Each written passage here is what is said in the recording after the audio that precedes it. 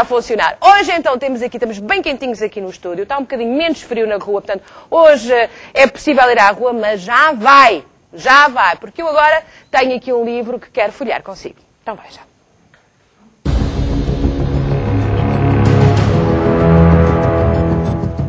São os jornalistas do Correio da Manhã, escrevem todos os dias. E todos os dias lemos o que escrevem. São sobretudo notícias da área da justiça, como estas.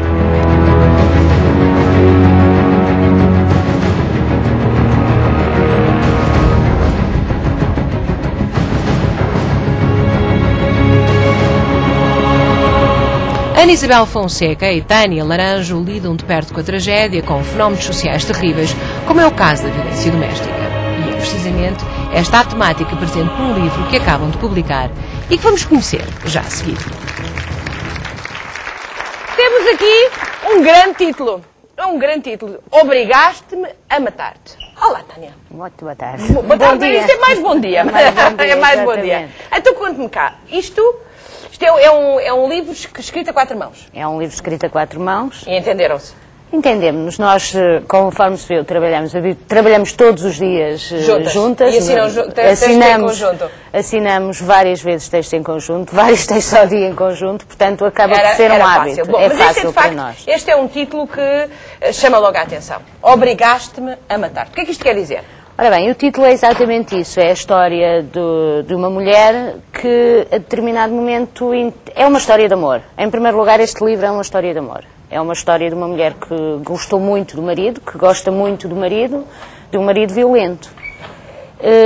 E que a determinado momento não consegue mais lidar com isso e sente que o tem que o matar. Portanto, isto é a história de um amor, do chamado amor funesto. Gosto tanto de ti, tanto, mas tu tratas-me tão mal que eu tenho que te matar. Tem que o matar para não morrer e para as filhas não morrerem. Ora, vocês aqui no fundo retratam, isto é uma ficção, não é? Sim. Mas no fundo estão a retratar, é o perfil das mulheres todas maltratadas que infelizmente estão todos os dias nas notícias que vocês escrevem. Portanto, esta mulher é a Maria, não é, Ana Isabel? É a Maria. Sim. A Maria tem 3 filhas, não é? Sim, a Maria tem 3 filhas, mas no fundo a Maria foi uma mistura de todas as histórias de mulheres maltratadas que fomos ouvindo ao longo dos tempos, não é? Enquanto jornalistas, ou seja, a Maria poderia ser qualquer uma de nós, não é? Poderia ser a Francisca, a Joana, nós dizemos exatamente isso no livro. Portanto, agora, é mesmo uma ficção inspirada na realidade. Vocês exatamente. Todos os episódios são reais. Aqui. Todos os episódios aconteceram a várias mulheres, ou a mulheres que nós ouvimos ou em processos judiciais que nós consultamos. Portanto, não há nenhum episódio que seja inventado, que seja uma ficção. O que fizemos foi juntar vários episódios, porque todas as histórias que nós ouvimos viveram estes e outros episódios até mais violentos, ou seja, aquela ideia de que ninguém conseguia viver estes episódios todos é mentira. Efetivamente, há centenas de pessoas que conseguem viver episódios destes e muito piores. E o que nós fizemos foi juntá-los de uma forma mais ou menos aleatória. Aliás, inclusive até, e tem-se falado, inclusive até já há sentenças em tribunal de mulheres que foram absolvidas do crime de homicídio do marido porque, ao matá-lo, agiram em legítima defesa. Embora, neste caso, a situação criada por vocês é muito curiosa. Ou criada por vocês, ou então inspirada em alguma coisa que vocês fizeram. Porque temos aqui 4 mulheres numa casa, não é? Porque as filhas já são todas maiores, mas este marido violento maltrata também as filhas. Exatamente. Portanto, e ela mata-o quando ele está a dormir, ou seja, a legítima defesa, mas não é inédito. Há pelo menos 2 casos que nós conhecemos, um no Porto e outro no Algarve, onde as mulheres foram absolvidas mesmo não tendo havido um perigo iminente.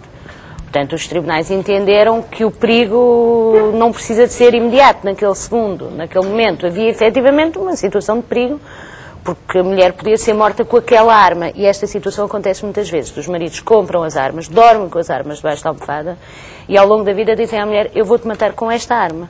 Está aqui. Está aqui. E às vezes matam. Claro, meio frequentemente matam, mas a violência tremenda que é alguém dormir ao lado de um homem, com quem se tem uma história, não é? Com quem se tem... Portanto, ainda por cima, este é um casamento longo que vocês retratam aqui, de 25 anos. 25 anos, portanto... É o típico, não é? Portanto, vai-se interiorizando a violência, vai-se assimilando, quase normalizando-a na nossa vida, sim, não é? Vai e fica um dia, não pode ser mais. Exatamente, é o que a protagonista da nossa história acredita sempre que ele vai mudar. Não é? Ela vive 25 anos à espera do dia em que ele vai se tornar no homem que ela sonhou. Mas ela acho que chega a uma situação limite em que perde todas as esperanças é no dia, aliás, que ele bate mais uma vez numa das filhas. Bate mais uma vez numa das filhas e ela aí toma a consciência de que ele não vai mudar e de que ou é ela e as filhas ou vai ser ele. Aliás, ela chega a dizer que mesmo que é uma situação limite, que era matar ou ser morta. Portanto, ela aproveita então o momento em que ele está a dormir e mata-o. E mata-o, não diz nada, não é? Não diz nada, fica... Porque a forma como vocês contam a história, que de facto parece um bocado romanceada, é vivida, isto é direto da experiência de muitas pessoas. Sim, não, ela mata-o, mas tem algum cuidado, ou seja, ela mata-o, tenta provocar silêncio no quarto, tenta... Como viu na televisão, não é? Como viu na televisão. Ou seja, põe-lhe uma almofada em cima da cabeça, não é? Exatamente, há uma série de comportamentos que são repetidos e depois ela vai avisar as filhas que num primeiro momento não acreditam, porque cresceram com a vida inteira a achar que a mãe não seria capaz nem sequer de sair de casa, quanto mais matar... Quanto mais se defender, quanto mais... Não é? Nem sequer sair de casa com elas, a mãe alguma vez, nem sequer defendê-las foi capaz. Pronto, e a partir daí desenrola-se a história desta mulher, como é que foi possível viver assim, como é que se chegou... Como é que é possível viver 25 anos, ou 10, ou 15, como é que é possível que estas mulheres, durante anos a fio, continuem a acreditar, não pedir desculpas, não pedir perdão, não vamos mudar... Não... Que idade é que tem esta mulher? Eu tinha 45. 45. Porque nós temos sempre aquela impressão, vocês são mais novinhas, não é? Mas temos sempre aquela impressão que são as senhoras mais crescidas, de 60, que não tiveram, de 60 e tal, que não tiveram a possibilidade, porque fizeram opções de vida que economicamente depois dificultam tudo e, portanto, submetem-se à violência porque não têm alternativa de sobrevivência. Mas não é verdade, não é assim. Com esta protagonista exatamente tirar essa ideia feita. Nós utilizamos aqui uma protagonista da classe média, com instrução, com todas as condições para poder... condições económicas, ou seja, para acabar com a ideia de que a violência doméstica é um fenómeno das casas mais humildes, mais pobres, mais rurais.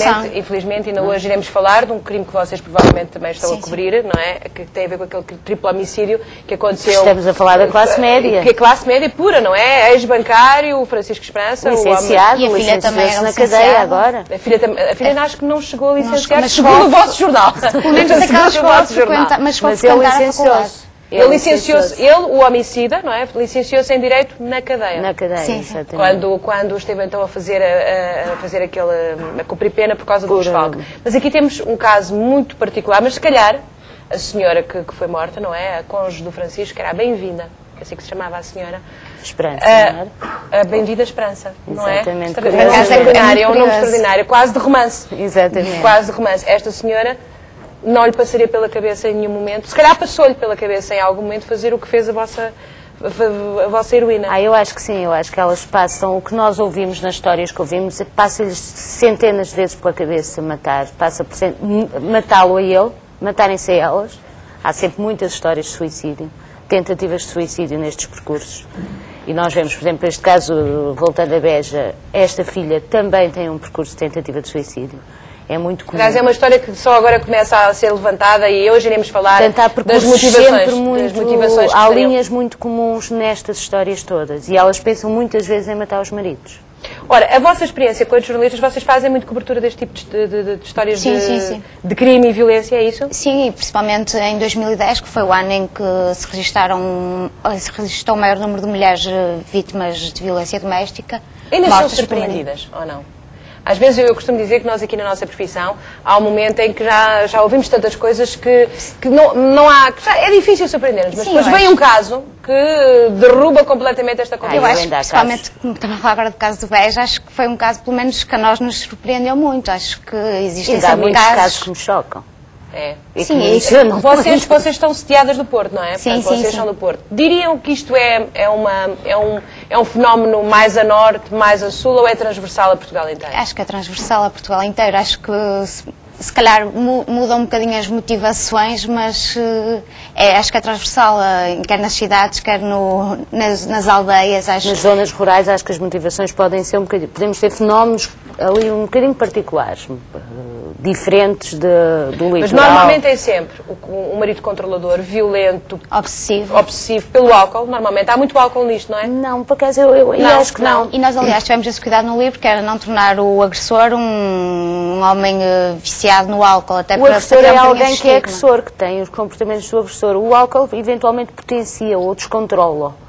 Normalmente os homicídios, quando acontecem com o álcool, eu acho que tem muito mais a ver com o descontrole. Ou seja, eles a vida inteira batem, mas batem de uma forma... eles sabem bater. Isso é assustador, eles sabem bater. Exatamente, mas sabem bater e sabem como não matar. E muitas vezes o álcool descontrola, perdem essa capacidade de bater daquela forma que não provoca a morte, de causar determinadas lesões que não são fatais. Na vossa experiência, estes homens amam as suas vítimas ou não? Eu sinceramente acho que não, eles têm uma ideia muito errada do amor. O amor deles passa muito pela obsessão e pelo ciúme, são seres egoístas, e acho que a partir do momento em que alguém humilha o outro e que o faz sentir inferior, isso não é amor. E acho que é essa consciência do que realmente é o amor que muda tudo. Acho que as mulheres têm que começar a perceber que o ciúme e a obsessão não é amor. Há mulheres que dizem isto, ele gosta tanto de mim, ele perde completamente a cabeça. Exatamente. Porque nós vemos hoje ainda miúdas de 15 a 6 anos, dizem, o meu namorado gosta muito de mim, nem me deixa sair com uma saia mais curta. Eu não posso ir para lá, ele adora-me. Dizem assim, isto não é amor. E é preciso que estas mulheres percebam que isto não é. O amor é outra coisa. O amor é respeitar, o amor é perceber a individualidade do outro, é deixá-lo ser como é. Portanto, o amor não passa por nada disto. E é esta falta de construção do amor. O que estas mulheres, quando saem destes casamentos, não sabem o que é o amor. E acreditaram, e por isso é que nós quisemos que isto também fosse uma história de amor. Para esta mulher, aquilo era o amor, aqueles 5 segundos, aqueles 2 minutos de perdão, aqueles afetos muito fugazes. Muito fugazes e muito amargurados, muito sofridos, muito sofridos, muito intensos, eram uma forma de amor, porque é o amor que ela conhecia, a determinado momento constrói. Sim, nunca tiveram uma relação saudável, na maioria dos casos. E há tantos e tantos casos assim. Portanto, Maria, obrigaste-me a perguntar-te. Eu depois fiquei na dúvida, se calhar não posso fazer esta pergunta. O que é que lhe acontece? No final? É absolvida. É absolvida? É absolvida. A Maria... Ela entrega-se imediatamente, não é? Sim, ela entrega-se e vai a julgamento, e há ali e no julgamento existem muitas peripécias. Pronto, e a Maria no final acaba absolvida, exatamente pelo que a Tânia tinha dito há um bocado, porque o juiz entendeu que se ela não tivesse matado o marido naquele dia, provavelmente no dia seguinte seria ela a vítima. Portanto, embora é aquela ideia de que a legítima defesa pode estar um bocadinho dilatada no tempo, não é? Exatamente. Não foi imediata, não foi uma reação. E a justiça também tem que perceber isso, ou seja, a mulher que dorme com uma arma na almofada, eu acho que está em perigo iminente. Porque ela não sabe quando é que o marido dispara. Portanto, o perigo iminente não pode ser só, a justiça tem que ser um bocadinho mais compreensiva, tem que ir sempre... Esta história destas mulheres são histórias de uma violência extrema. E há vários casos. Vocês, como jornalistas desta área, sabem bem como é que às vezes a justiça não configura nem retrata nada disso. Deixem-me só aqui dar um recadinho lá para casa, que é o 760, 300, 600, só para animarem um bocadinho para casa. Estamos aqui a falar de uma história um bocadinho complicada. Mas atenção, há alegria aqui, temos aqui a dar hoje os 1000 euros do costume e os 40 mil do jackpot, tão bom, para poderem pensar, não sei, já não digo no Carnaval, que isto o Carnaval está um bocadinho entornado este ano, já não está assim, somos piegas, não temos Carnaval, uma série de coisas. Portanto, mas talvez a Páscoa, talvez não desfaçam nada à Páscoa, portanto, atenção, 1000 euros garantidos, 760, 300, 600. Esta mulher... Da minha experiência e das muitas senhoras que também já entrevistei que são vítimas de violência, a maior parte das vezes eu vejo que algumas, de repente, crescem. Parece que tiveram a vida toda embutadas e no momento em que este casamento termina, e graças a Deus a maior parte das vezes não é preciso chegar a situações tão extremas como a da vossa heroína, e a partir daquele momento estas mulheres parece que passaram de uma relativa... que estiveram quase num momento de infantilidade e de repente começam a ser mulheres maduras. É o mesmo que acontece à vossa Maria, ou não? De alguma forma? Não, a nossa Maria acaba a história. Eu acho que há alguns casos assim, mas infelizmente não todos. A maioria não me parece que seja assim, ou seja, tem um momento onde elas acordam, mas depois é preciso um trabalho muito grande com estas mulheres, porque estas mulheres não sabem amar, estas mulheres não têm afetos, estas mulheres continuam com os mesmos problemas, às vezes arranjam uma relação seguinte que é muito parecida. O próximo namorado é agressor, o próximo marido, isto acontece, portanto é preciso que elas reaprendam a gostar delas, em primeiro lugar. E também depois a viverem sem o marido, porque muitas delas continuam, mesmo após saírem de casa, continuam a sentir falta do marido e caem muitas vezes no erro de voltar para casa. Há uma condenação curiosa de um juiz que percebe que o marido tem que ser condenado, mas eles fazem as pazes no tribunal, não é? Fazem as pazes no tribunal e saem os dois de mão dada. Não, aliás, ela própria... Ela é que diz, não é? Ela diz que é muito chata. E que a culpa foi dela, porque ela era muito chata. Ele tenta matá-la, é assim, não é? Ele dá-lhe um tiro na cabeça, portanto, eles têm uma discussão, ela diz que gosta mais da Mel, ele da TV Cabo. A discussão é por causa de um canal de cabo. Uma coisa importantíssima. Importantíssima. Ele pega numa arma, tem uma arma na mão e dispara na cabeça. Ele argumenta que não sabia que a arma estava disparada, portanto, foi acidental. E ela, quando é ouvida, diz que a culpa é dela porque ela é mesmo muito chata. Diz ao Sr. Juiz, desculpe, mas eu sou mesmo muito chata. Eu estava mesmo a chatear o meu marido. Eu estava mesmo a precisar de levar com tiro. Estava mesmo a precisar de levar com tiro. E depois ele é condenado a uma pena suspensa e acabam por ser os dois abraçados no tribunal. Exatamente. E, portanto, e ele estava em domiciliária noutra terra, porque ele estava no centro do país em domiciliária. Isto acontece no Alto Minho. Ele estava em domiciliária no centro do país. E ela diz, vocês se não o libertarem, eu vou lá ter com ele. E é muito complicado, porque também, quer dizer, é fazer uma justiça que as pessoas não querem que seja feita. A verdade é que a vítima está ali também num limbo. E acho, aliás, que ela até já teria ido passar lá o Natal antes do julgamento, porque não ia passar, não viram ia passar o Natal sem marido. Não apetecê-las. Exatamente. Não, mas é extraordinário. Deixaram de ter cabo. Deixaram de ter cabo. É extraordinário como o amor tem essas perversidades. É um bocadinho, não é? Mas acontece muitas vezes. Por exemplo, o ano passado, também ali na Zona Norte, uma mulher que acabou por morrer, que leva um tiro e que acaba por morrer uma semana depois. Mas quando é ouvida logo naquele primeiro momento pelas autoridades, ela continua a dizer que foi ela, que a culpa é dela. E ela morre. Portanto, ele tinha-lhe dado um tiro no peito e ela acaba por morrer, não resiste. Mas as últimas palavras que ela disse foi que a culpa era dela. Eu também me recordo, não há muito tempo... Com 3 filhos. Não há muito tempo de uma história também de uma senhora que é esfaqueada e no momento em que, portanto, é esfaqueada à frente de testemunhas e enquanto ele, portanto, ele está a esfaqueá-la, ela vai dizendo não me mates, que eu gosto de ti. Que parece uma frase tirada de um fado antigo, não é de uma coisa... Mas que aconteceu em 2011. Eu mato-te porque gosto de ti. Ele também diz, eu estou-te a matar, eu estou-te a bater porque gosto de ti, estou-te a bater. Isto é um ato de amor. Isto é para tu aprenderes, isto é para tu ser mulher, é para tu conseguires ser mulher, para tu conseguires ser melhor. Ser melhor, isto é porque... Estou-te a fazer um grande favor. Exatamente. Estou-te a fazer um grande favor. Estou-te a ensinar. Mas esse sentimento de culpa é comum em todas elas e acho que libertarem-se dessa culpa é o primeiro grande passo que as mulheres devem... É de uma grande violência. Há aqui outra componente que vocês colocam aqui, que é o facto de serem 4 mulheres já adultas e de a mãe matar o pai das 3 filhas. Estas filhas ficam ressentidas com a mãe porque, mesmo acabando com a tirania de um homem violento, ao mesmo tempo mataram-lhes o pai.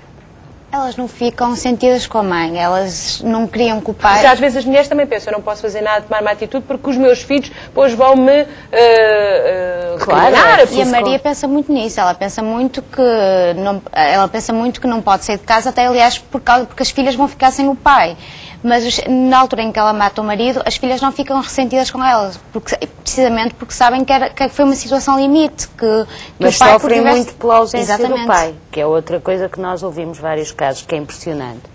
São pais que não são pais, não é? Quer dizer, não tem nada a ver com um pai, não têm afetos nenhuns, mas estas crianças, depois mulheres adultas, continuam a gostar deles, porque são os pais delas. Aqueles 5 minutos de carinho que elas tiveram durante meses a fio é o pouco afeto que elas conhecem, não conhecem mais nenhum. E vão aos cemitérios e vão... Portanto, há uma relação que que não termina porque eles foram violentos, não é? Minhas senhoras, muito obrigadas, minhas senhoras, meninas, que ainda são pequeninas. Mas aqui estão, Ana Isabel Fonseca e Tânia Laranjo, uma coisa que não é muito comum em Portugal, alguém escrever uma ficção a 4 mãos, mas aqui está, Obrigaste-me a Matar-te, grande título, uma história que retrata muitas outras. Um aplauso para elas, muito obrigada, muito obrigada. E agora, não se esqueçam, já agora aproveito para dizer...